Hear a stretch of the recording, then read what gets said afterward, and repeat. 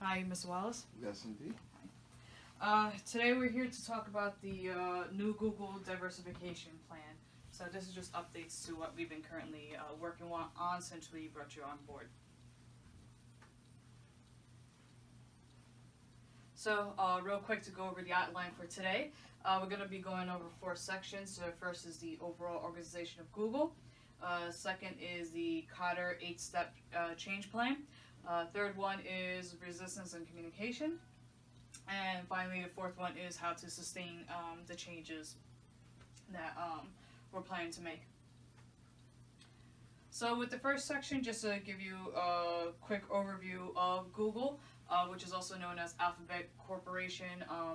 So Google originally was founded in 1998 by Larry Page and Sergey Brin. The one area that Google's known for the most is they built a search engine that uses links that are organized based on relevance and importance. In 2004, Google became an IPO on NASDAQ and became one of the most valuable companies in the world. Currently, the estimated market value as per Burroughs D in January of 2018 is at $800 billion. Google has over 60,000 employees. We're located in 50 countries. And we are consistently ranked as one of the best companies to work for. And we own many products, and just to list a couple of our major products, Android operating system, YouTube, and we are number 1 in regards to online advertising, and we use our products AdSense and AdWords to basically just brings the bulk of revenue to Google. So the current issue that we are having, or area of opportunity rather, is diversity in technology. Mind you, so the IT industry currently has a hiring shortage in the United States, mainly because the candidates in the US do not have the current qualifications or experience in or certifications that are needed to work in IT. Also, to add to that caveat, the number of minorities and women in IT is disproportionate to Caucasian males. I will display some charts shortly that show how vast the difference is. Women make up a third of the total workforce in IT, and minorities are hardly represented in leadership roles. Jones S. and Trop J. of Fortune.com provided a study in July of 2015, which I will be showing you shortly. And, the reason why we are here and what created the sense of urgency, there has been several lawsuits filed against Google. The 2 that I currently have the most press right now is the gender wage pay gap. Recently, as of January, S. O'Brien has advised us that even though the gender wage pay gap lawsuit was dismissed in December, there has been a revision that has been added to submit it. Last year we had a memo from a former employee that went viral, Mr. James Damore. He is currently, he recently filed a January action lawsuit, basically accusing us of being discriminatory against conservatives and Caucasian males. Domineski C goes into the lawsuit a bit more. Real quick, just to show you the charts that Jones S. and Trop J. Published in 2015. With ethnic diversity over a workforce, Google is this one over here, and basically 60% of the workforce is Caucasian. In second place is Asian, and then the remaining 10% is all other: Hispanic, Black, Pacific Islander, Native American, etc. It gets even worse when it comes to diversity in leadership. So Google is at the nearly 80th percentile of leadership, mainly consisting of Caucasians. Once again, the second place is Asian, and less than 10% is of all other minorities. So another reason why there's been a sense of urgency is findings from the SWOT and PESTLE analyses. So marketingteacher.com in March 10th posted the SWOT analysis for Google, and these are basically the highlights of that analysis.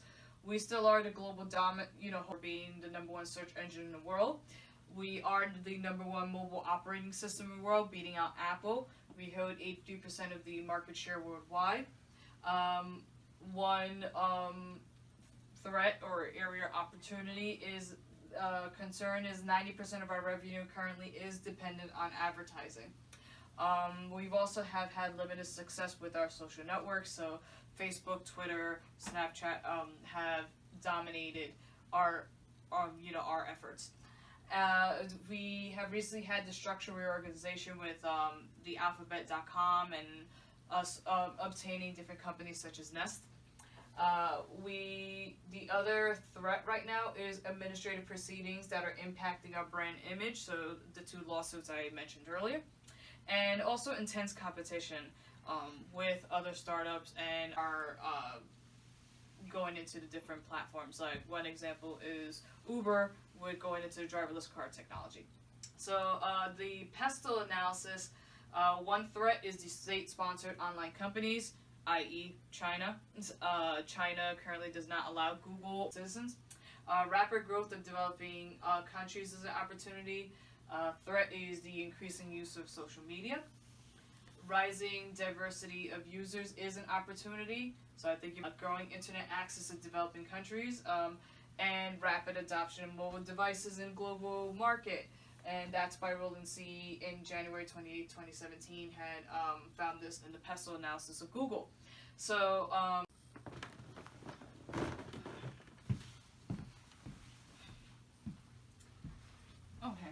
So the coalition is recommending that we use Cotter's 8 steps change plan to help with the diversity efforts.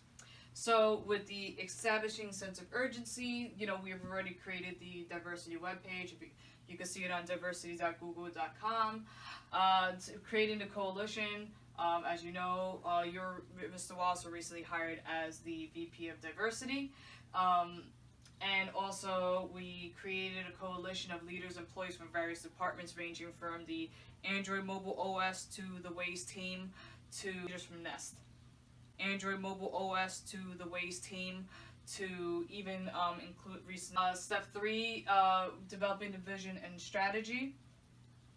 Google IT support professional certificate is an example. You could see that website on Coursera.org. Also, I wanted to mention one of the new strategies we wanted to mimic is Procter & Gamble's Canada's division, their diversity strategy.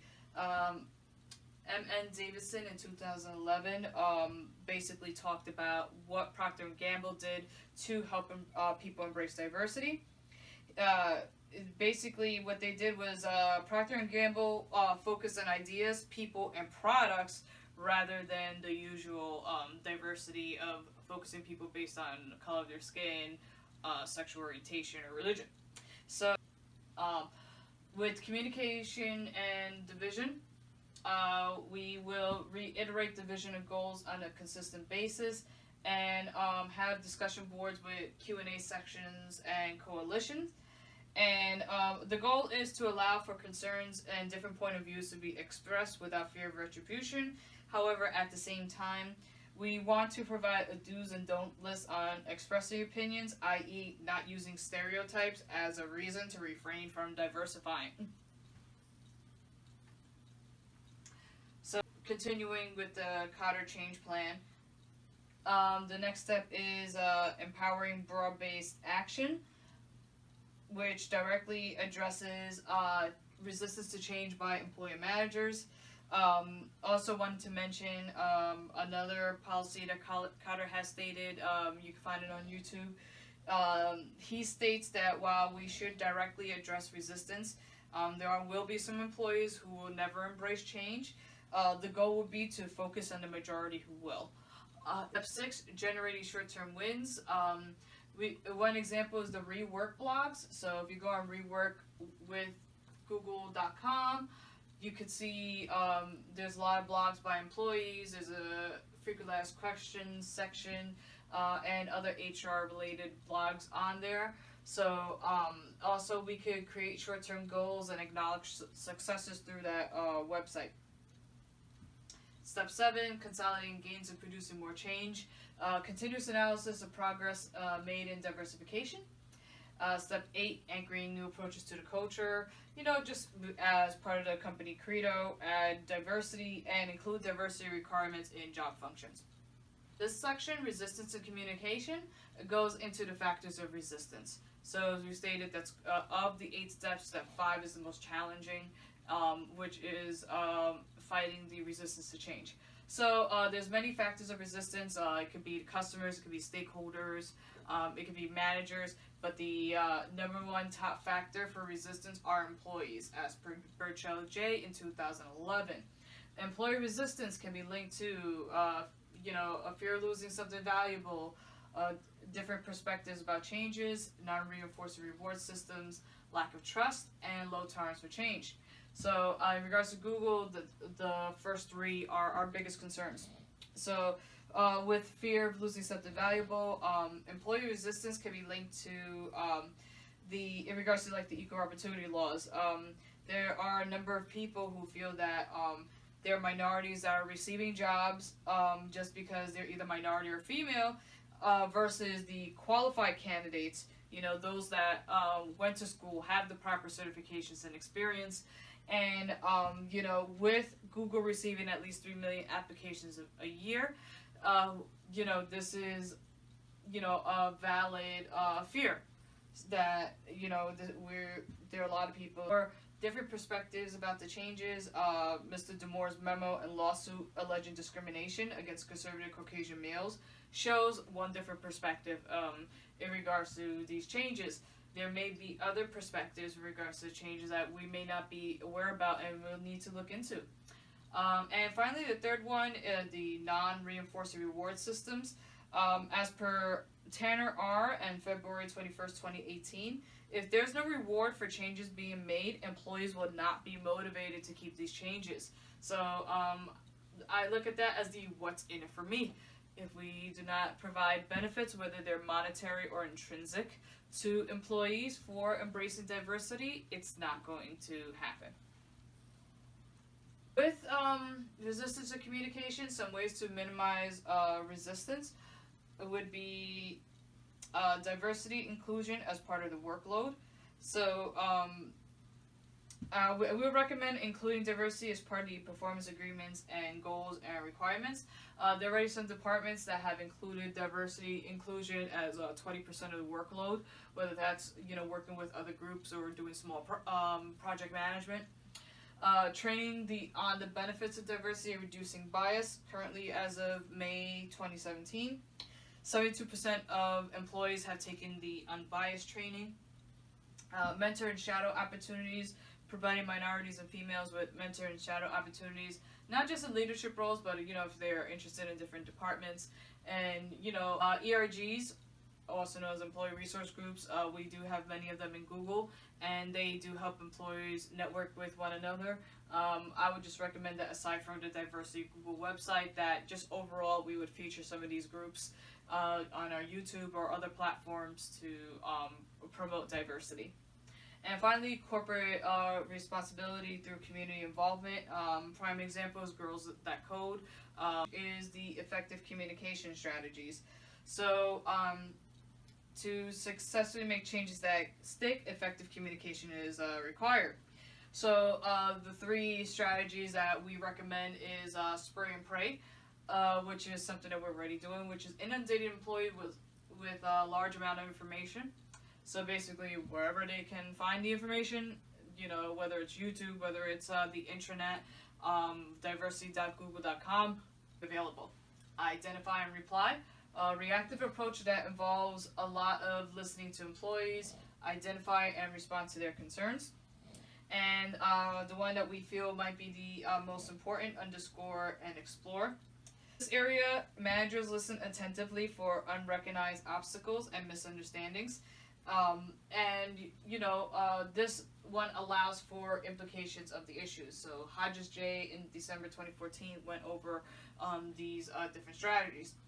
And for the communication plan, we will include, internet and public website, forums, frequently asked questions, and a feedback section. Also, We will also have a follow-up from Coalition on results of the efforts and updates as necessary. To another key is sustaining changes, so we can make the changes, but the key is longevity and maintaining these changes.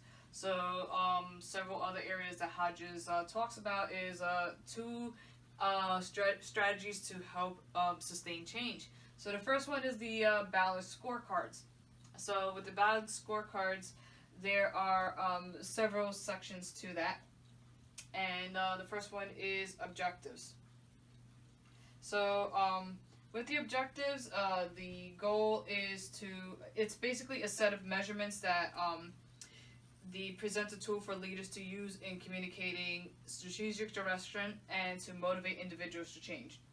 It enables managers to review performance from 4 strategic perspectives, which are financial, internal business, learning, growth, and our customers. So with that, with the objectives, we want to increase diversity in Google and the IT industry. With measures, they can include training, performance agreements, projects requiring collaboration with diverse groups, unbiased training.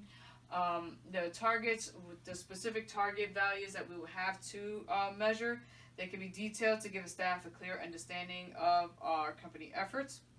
And like for instance, our goal is 100% of completion of unbiased training by the end of 4th quarter 2018, and initiatives, which are the action programs to be initiated to meet these objectives. The second one is benefits realization. So that is engaging stakeholders, which is basically getting the stakeholders involved, receiving feedback from them in our decision making, having them have some type of involvement. The second one, developing the business case, which is really the what's in it for me. What are the benefits of these changes? We would recommend, referring back to the SWOT and PESTEL analysis, emphasizing the emerging developing market receiving internet and having access to mobile devices. The next one, identifying risks, is self-explanatory, but it's identifying the risks of the diversification and how to mitigate them. One example would be any type of conflicts based on religious beliefs or differences in cultures. The next one is developing a tracking mechanism. This is mainly to check for change readiness within the business. Tracking benefits, we would track the short-term goals for success or failure rates. Communicating achievement of benefits would be, we're going to communicate the successes from the short-term goals.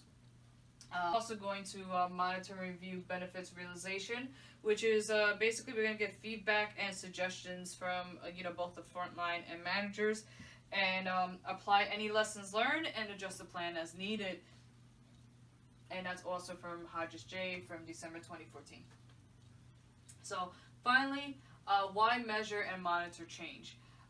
There are several reasons. So for instance, using the balanced scorecard will help management and employees understand where the diversification efforts will fall within their roles. So basically, what their individual reasoning and contributions will be.